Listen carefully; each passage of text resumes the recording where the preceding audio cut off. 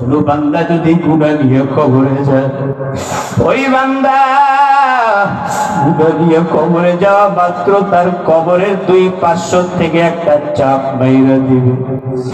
বান্দা যখন কবরে বান্দাকে রাখা হবে, ওই বাংলার কবর 2 থেকে এমন করে চাপ দিবে, কবরের এক পাঁজরের হাড় অন্য পাঁজরের ভিতরে ঢুকে যাবে, টাস টাস করে আওয়াজ হয়ে যাবে। আম্মা জান আয়েশা বলেন, ও নবী, কবরের আযাব কেমন কঠিন আর কিয়ামতের ময়দানটা কেমন ভয়ঙ্কর। মায়ের নবী বলেন, আয়েশা শোন, ওরে বাবারা সবাই আমার দিকে মনোযোগটা দিয়া দেন। ও বৃদ্ধ বাবাজিরা, পর্দার আড়ালের মা, ও মা, আপনি যদি জান্নাতে যেতে চান, ও বাবা যদি জান্নাতে যেতে চান, জান্নাতে যাওয়ার মতো সহজ কাজ আর নাই। আর জাহান্নামে যদি যেতে চান, তাহলে আল্লাহর কথার বিপরীতে চলেন। যদি চলেন তাহলে আপনি জাহান্নামে চলে যাবেন। বাবা, এই জন্য পায়ে হাত দিয়ে বলি, বাবা গুনার কাজ ছেড়ে দাও, নেকের আমলটা আঁকড়ায়া ধরো। সুদের মতো গুনাহ ছাইরা দাও, সুদ ঘুষের মতো গুনাহ ছাইরা দাও। আম্মা জান আয়েশা বলে, মায়ার নবী, ওই কিয়ামতের ময়দানটা কেমন ভয়ঙ্কর। মায়ার নবী বলে, ও আয়েশা শুনো, কিয়ামতের ময়দানটা কেমন ভয়ঙ্কর শুনবা। বলে, সব নবীরা পর্যন্ত বলবে আল্লাহ বাঁচাও, সব নবীরা পর্যন্ত বলবে আল্লাহ বাঁচাও। আম্মা জান আয়েশা বলে, আল্লাহ নবী, সব নবীরাও বলবে আল্লাহ বাঁচাও। আল্লাহ নবী বললেন, আয়েশা, মুসা নবীও বলবে আল্লাহ বাঁচাও, ঈসা নবীও বলবে আল্লাহ বাঁচাও, ওই সব নবীরা, ইব্রাহিম নবীও বলবে আল্লাহ বাঁচাও, সব নবীরা বলবে আল্লাহ বাঁচাও। আম্মা জান আয়েশা ব্যাগ প্রশ্ন করে, মায়ার নবী, আপনিও কি বলবেন আল্লাহ বাঁচাও? মায়ার নবী ডাক দিয়ে বলে, আয়েশা, দুনিয়ার সবাই যখন বলবে আল্লাহ বাঁচাও, একমাত্র কিয়ামতের ময়দানে সবাই বলবে আল্লাহ বাঁচাও, শুধু আমি আর আমার আল্লাহ বলবো না আল্লাহ বাঁচাও। আম্মা জান আয়েশা বলে, আয়ে মায়ের নবী, আপনি কি বলবে? মায়ের নবী বললেন, আয়েশা, আমি বলবো কি জানো? আমি বলবো, আল্লাহ আমার উম্মতগুলো কই? ওরে যুবক, দাড়িটা কাইটা আমার নবীরে কাঁদাও। ওরে যুবক, নবীর সুন্নাতটা মানতে পারো না। ওরে যুবক, নবীর সুন্নাত মাইনা তুমি চলতে পারো না। ও বৃদ্ধ বাবাজিরা, এখনো নবীর সুন্নাতের আমল করতে পারেন নাই। কিয়ামতের দিন বলবে, মায়ার নবী সিজদায় পড়ে পড়ে বলবে, আল্লাহ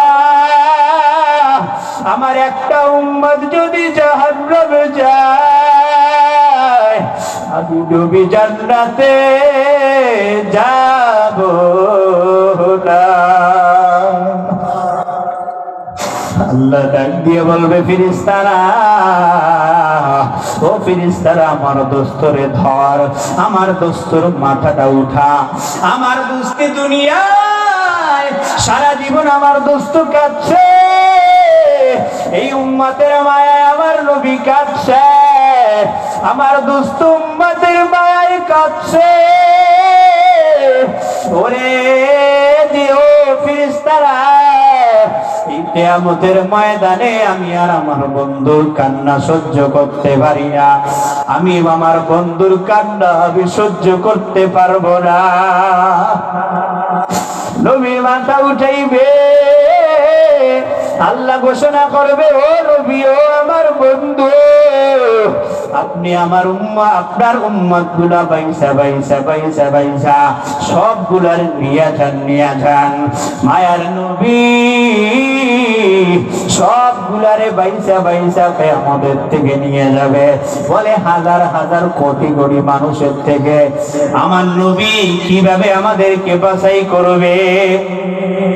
মায়ার নবী বললে, আয়েশা বলে নবী রে, এত কোটি কোটি কোটি কোটি মানুষের ভিতর থেকে আপনি কিভাবে যাচাই বাছাই করে উম্মত গুলা নিবেন? মায়ার নবী বলে, ও আয়েশা শোন, কিয়ামতের দিন আমার বান্দা আমার উম্মতরা দুনিয়ায় যারা 5 বেলার উযু বানাইয়া নামাজ আদায় করছে, ওই বান্দাগুলার উযুর স্থানগুলা আলোর মতো জ্বলতে থাকবে, নূরের মতো জ্বলতে থাকবে। আমি ধইরা ধইরা হাউজে কাউসারের কিনারায় দাঁড় করাবো। যখন হাউজে কাউসারের কিনারায় নিয়ে নবী পানি পান করানো শুরু করবে, মায়ার নবী যখন পানি পান করানো শুরু করবে, হঠাৎ করে উম্মতের মাঝে একটা পর্দা পড়ে যাবে।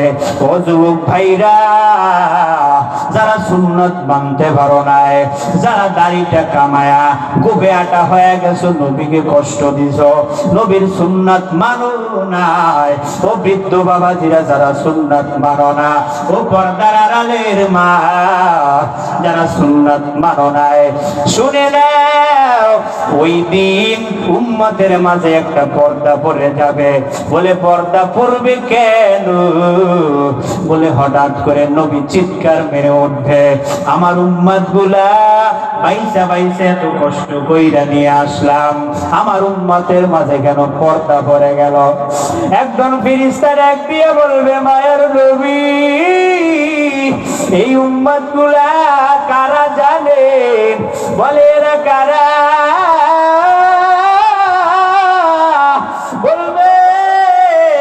এই উম্মত গুলা হইছে তারা যাদেরকে আপনি দুনিয়াতে কষ্ট মাখা দিনটা রাইখা আসছেন। ও নবী, কষ্ট মাখা সুন্নাত দুনিয়াতে রাইখা আসছেন, ওই সুন্নাতের আমল তারা করে নাই। যারা করে নাই, আল্লাহর নবী বলবে, আল্লাহর নবী বলবে, ও ফেরেশতারা, এদেরকে ধর, ধইরা ধইরা জাহান্নামে ফালা দে, এদেরকে ধইরা ধইরা জাহান্নামে ফালা দে, এরা আমার উম্মত না। এজন্য বলি বাবা, যারা দাড়িটা কাইটা, যারা নবীর সুন্নাতকে জবাই কইরা কইরা নামাজটা ছাইরা ছাইরা গুনাহ করছো, ও আম্মা জান, যারা বেপরদায় চলছো, সবচেয়ে বড় বাবা যারা সুদের মতো গুনাহ করছো, আজকে দিকে তওবা করে নাও। ও সুদখোরের দল, ও ঘুষখোরের দল, ভালো করে কানটা লাগাইয়া শুনো।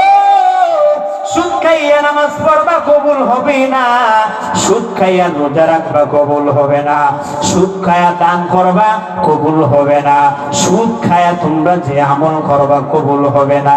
সুদের গুনাহ কি জানো? ও বাবা, সুদের গুনাহ করছেননি? ওরে বাবা, সুদের গুনাহ করিও না। সবচেয়ে ছোট গুনাহ আপনারা জানেন, যদি কোনো বান্দা কাবা শরীফের সামনে তার মায়ের সাথে জেনা করে, এটা হচ্ছে সবচেয়ে ছোট গুনাহ। সবচেয়ে বড় গুনাহ এই পৃথিবী সৃষ্টি করেছে আল্লাহ, তোমার আমার অঙ্গ প্রত্যঙ্গ সৃষ্টি করেছে আল্লাহ, এই কোন কায়নাত সৃষ্টি করেছেন আল্লাহ, সব কিছু সৃষ্টি করেছেন আমার রব, সব কিছু সৃষ্টিকারী আমার রব, আমার আল্লাহর রব এই পৃথিবীতে পাঠাইছেন নবীকে দামি কইরা। বলে নবী কেমন দামি? এই দুইজন ব্যক্তি, আল্লাহ আর আমার আল্লাহর রাসূল, এদের সাথে সুদের সবচেয়ে বড় গুনাহ, এদের সাথে যুদ্ধ ঘোষণা করা। আল্লাহ আল্লাহ রাসূলের মুসলমানের সাথে যদি কোনো ব্যক্তি যুদ্ধ ঘোষণা করে সে জানি সুদ খায়। একটা কারগুজারি বইলে আমি আপনাদের থেকে বিদায় নিয়ে চলে যাব, সবাই দিলের কানটা লাগায় লাগায় লাগায় লাগায় শুনে নেন। অনেকে বলেন সন্তানটা হয়েছে বড় সিঙ্গার বানায় দিব, সন্তান হয়েছে, সন্তান আমার সন্তানকে বড় ড্যান্সার বানাবো, বড় স্কুলে কলেজে পড়াবো। বাবা পড়ান, সমস্যা নাই, আমি বলবো না স্কুলে পড়ায়েন না। মাগরিবের পরে একজনে বয়ান করলো যে আমাদের ভিতরে কেউ থাকবে ডাক্তার, কেউ থাকবে ইঞ্জিনিয়ার, কেউ থাকবে স্কুল পড়ুয়া, কেউ থাকবে মাদ্রাসায় পড়ুয়া। তবে বাবা শুনি নেন, যে যেই ঘরনার থাকেন আমাদের নবীকে মুহাম্মাদুর রাসূলুল্লাহ, আমাদের আল্লাহকে। আর জোরে বলে আল্লাহু আকবার। আমাদের আল্লাহ, আমাদের নবী এক, আমাদের আল্লাহ এক। কোন মুসলমানের বাচ্চা যদি স্কুলে বইরা নামাজ ছেড়ে দেয়, ও মুসলমানের বাচ্চা যেই বান্দা বহুত কলেজের ভাইদেরকে দেখা যায়, বহুত কলেজে বড় পড়ুয়া ভাইদেরকেও তো দেখা যায়, 5 বেলার নামাজের 1 বেলাও ছাড়ে না। ও বান্দা ছোট ছোট বাচ্চাগুলা আমাদের মাদ্রাসায় পড়ালেখা করে। আমি যেই কারগুজারি শোনাচ্ছি ভাই, ও মা ভালো করে কারগুজারিটা শুনে নাও। পাকিস্তানের জাস্টিস মুফতি আল্লামা তকি উসমানী হাফিজাহুল্লাহ এই পৃথিবীতে বর্তমানে 1 নাম্বার আলেম, ওনার মুখ থেকেই কথাটা শোনা। ওই বান্দা একটা কিতাব লিখলেন, কিতাবের মধ্যে স্পষ্ট ভাবে বললেন উনি কয়েক বছর আগে বাংলাদেশে আসছেন, ইজতেমার ময়দানে এসে ঘটনাটা বইলা গেছে। এই আল্লাহর বান্দা বলেন যে একদিন ওই আমেরিকার ভিতরে এক বড় সুদখোর ছিলেন, এমন বড় সুদখোর বলে ওনার থেকে দেশে বড় সুদখোর মনে হয় আর নাই। ওই সুদখোর যখন, ওই সুদখোর একটা মেয়ে ছিল, 2টা সন্তান, সন্তান 2টা বড় ডাক্তার বানাইছে, কোটি কোটি টাকার মালিক। ও সুদখোরের দল, ও সুদখোরের দল, কানটা লাগায় লাগায় শোনো, কানটা লাগায় লাগায় লাগায় লাগায় শোনো। এই সুদখোর সন্তানটা বড় ইঞ্জিনিয়ার, ডাক্তার, 2টা সন্তান, কোটি কোটি টাকার মালিক। এই বান্দার একটা মেয়ে ছিল, এই মেয়েটাকে বিবাহ দিয়া দিল বড় এক সিঙ্গারের সাথে, বড় টাকাওয়ালার কাছে, বড় শিল্পীর কাছে। যখন বিবাহটা দিয়া দেয়, ওই সন্তানটাও তো ছিল বড় ধনী, বড় সেলিব্রিটি ছিল ওই বান্দা। হঠাৎ করে তার কাছে তাবলীগের একটা দাওয়াত পৌঁছে যায়। যখন তাবলীগের দাওয়াতটা পৌঁছে যায়, ওই বান্দার ভিতরে দ্বীনের জ্ঞান ঢুকে যায়। যখন দ্বীনের জ্ঞান ওই বান্দার ভিতরে ঢুকে যায়, ওই বান্দা ঘরের ভিতরে গিয়ে স্ত্রীকেও দ্বীনের দাওয়াত দেয়। ও আমার স্ত্রী শুনে নাও, তোমার বাবার তো সব সুদের টাকা, তোমার বাবার তো সব ঘুষের টাকা, এই ঘুষের টাকা হারাম। এই হারাম খায়া যদি কবরে যাই, আমাদের জাহান্নাম ছাড়া উপায় হবে না।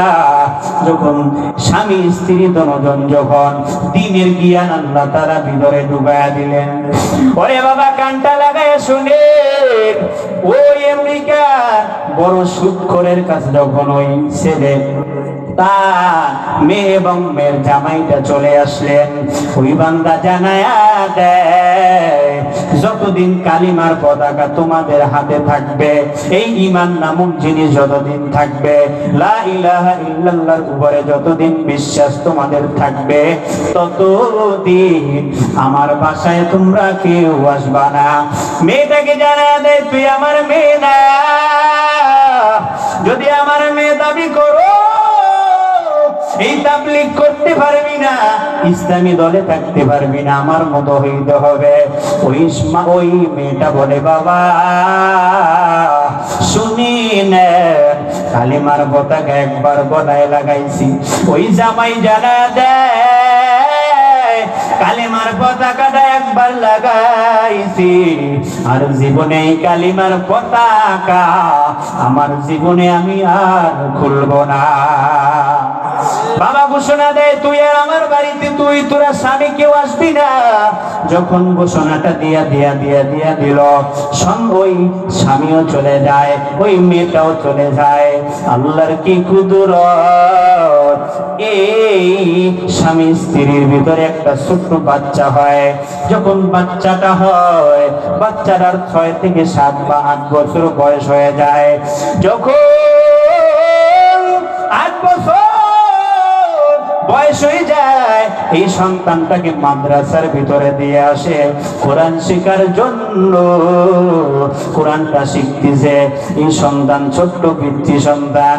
এদিকে হঠাৎ করে এই ছোট্ট বাচ্চাটা মাঝে মাঝে মায়ের কাছে জিজ্ঞেস করে, ও মা, সব মাদ্রাসার ছাত্রদের তো নানা আছে, আমার নানা কই? ওই মা ডাক দিয়ে বলে, বাবা, তোর নানায় নাই, তুই জন্মের আগে তোর নানা দুনিয়া থেকে চলে গেছে।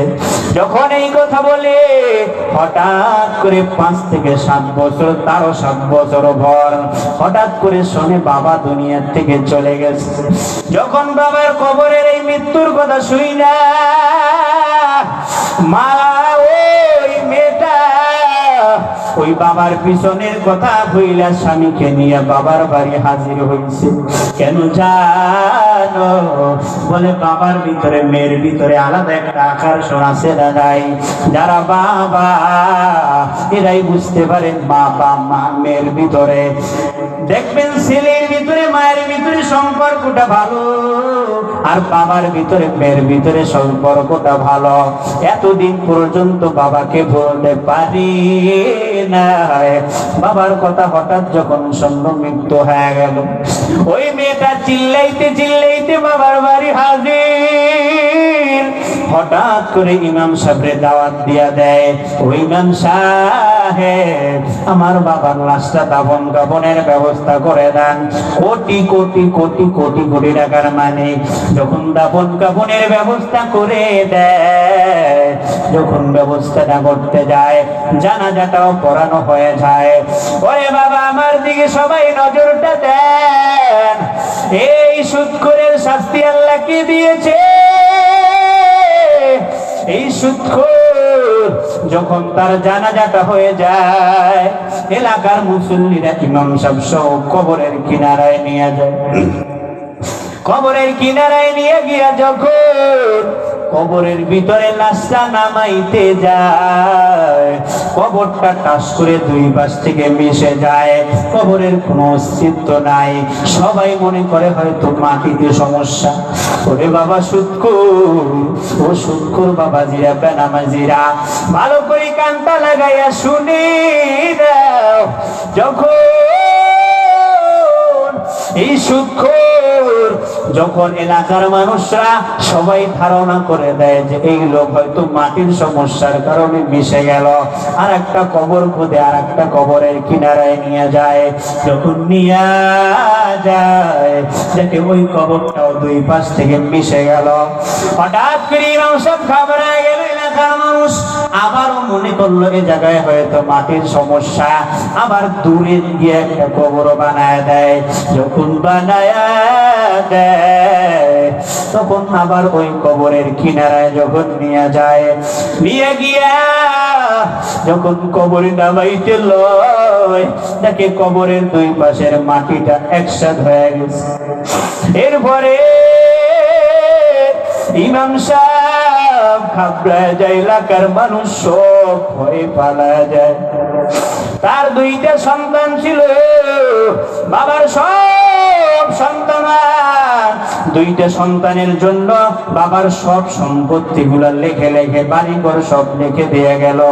এই বাবার করুণ অবস্থা দেখা ওই সন্তান দুজন বাড়ি চলে যায়। বাবার লাশটা ফালাইয়া,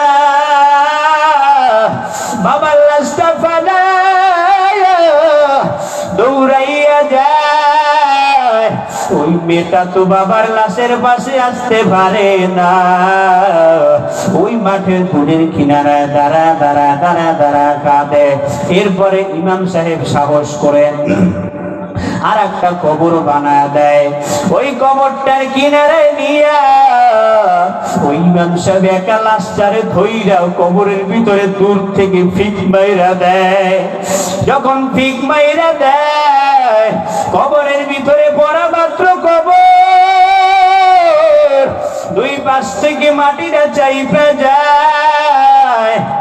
হঠাৎ করে দেখে কবরটা টাস কইরা ফাইটে গেছে। কবরটা ফাইটা সাথে সাথে কবরের ভিতর থেকে আগুন। ওরে সুদখোর বাবারা, সুদ খাইয়া অট্টালিকা করছো, বাড়ি করছো, জায়গা করছো, সুদ খাইয়া বড় লোক হইছো। শোনো শোনো শোনো শোনো শোনো, নামাজ পড়লা, বহুত নামাজ পড়লা, ইবাদত বন্দেগি করছো, সুদ খায়া খায়া সব করছো। কিয়ামতের ময়দানে গিয়া দেখবা যত ইবাদত করছো, একটা ইবাদত তোমার কবুল হয় না। ওই বান্দার কবরটা যখন ফিটি যায়, যখন কবরটা ফিটে যায়, ওই ইমাম সাহেব ফালাইয়া দৌড়ায়। ওই মেয়েটা ওই কিনারায় দাঁড়া দাঁড়া দাঁড়া দাঁড়া দাঁড়া দাঁড়া কাঁদে। আর বাবাকে ইশারা কইরা বলে, বাবা আমি দিনের পতাকা, কালিমার পতাকা গলায় লাগানোর কারণে আপনি আমাকে, আমার স্বামীকে ঘর থেকে তাড়া দিলেন, এত বছর পর্যন্ত পরিচয় দেন না।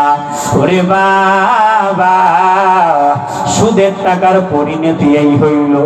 কোটি কোটি টাকা, কোটি কোটি টাকার বাড়ি গাড়ি সব আমার ভাইদের নামে লিখে দিয়েছে, আমাকে একটা টাকাও দেন নাই। আপনার ছেলেরা আপনাকে ফালায় আজকে আপনার কাছে নাই। আপনার দুর্দশা দেখা আপনার ছেলেরাও ঘরের মধ্যে দৌড়াইছে। এই কথা বইলা ওই ছোট্ট বাচ্চা যে ছিল, ওই মেয়েটার সেই 8 বছরের বাচ্চা, ওই মাদ্রাসায় পড়ে, ওই 2, 3, 4 পারা কোরআন হেফজ হয়েছে। ওই সন্তানটাকে ইশারা দিয়া ডাক দিয়ে বলে, বাবা ওই তোর নানার কবরের কিনারায় যা। ওই সন্তান ডাক দিয়ে বলে, মা এতদিন পর্যন্ত তো বললাম আমার নানায় নাই, এটা আমার কন্যা না। ওই মা ডাক দিয়া বলে, বাবা ও বাবা শোন, এতদিন পর্যন্ত আমি তোর সাথে মিথ্যা কথা বলছি। বলি কেন? তোরটা আমরা কালিমার রশি গলায় লাগার কারণে তোর নানা আমাদেরকে পরিচয় দেয় নাই। ওরে বাবা, এই যে কবরের ভিতরে যে আসি হচ্ছে আমার বাবা। আমার বাবা আমাকে মহাব্বত যদিও না করে, আমি আমার বাবাকে মহাব্বত করতাম।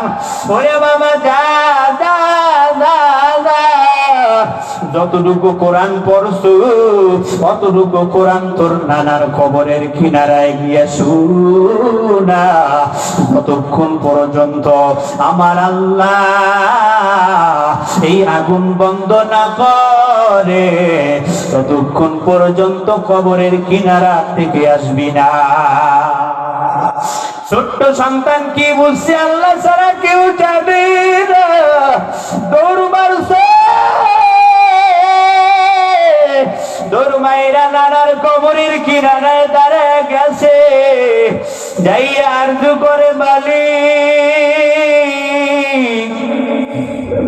আজকে আমি যতটুকু কোরআন পড়েছি, দুনিয়ার আলো বাতাস দেখছি আমার মায়ের কারণে। যেই মা, আয় আল্লাহ আমার মাকে আমি মহব্বত করি, আমার মায়ের বাবাকে নাকি আমার বাবা মহব্বত করে। আয় আল্লাহ আমার মায়ের বাবা তো এই জায়গায় শোয়া, আমার মায়ের চোখের সামনে আজাব দিও না ও মালিক।